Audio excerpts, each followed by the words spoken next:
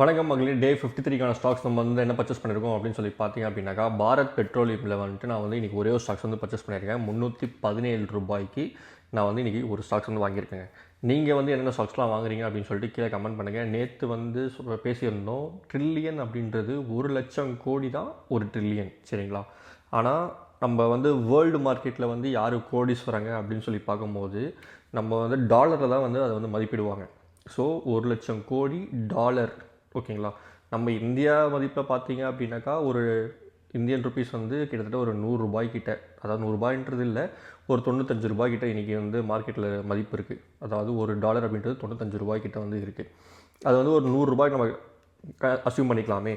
இப்போது நீங்கள் வந்து 1 ட்ரில்லியன் அப்படின்னா இன்டூ 100 அப்படின்னு சொல்லி போட்டிங்க அப்படின்னா நம்மளுக்கு இந்திய ரூபாயில் வந்துடும். ஸோ கமெண்ட்டில் வந்து பண்ணியிருந்தீங்க, நான் பார்த்தேன். ஒரு ட்ரில்லியன் அப்படின்றது 1,00,000 கோடி தான் ஒரு ட்ரில்லியன். இந்த வீடியோ பிடிச்சிருந்தாக்கா நீங்கள் லைக் பண்ணிட்டு உங்கள் ஃப்ரெண்ட்ஸ் அண்ட் ஃபேமிலிக்கு ஷேர் பண்ணுங்கள். நம்ம சேனலில் வந்து சப்ஸ்கிரைப் பண்ண மறந்துடாதீங்க. தேங்க்யூ.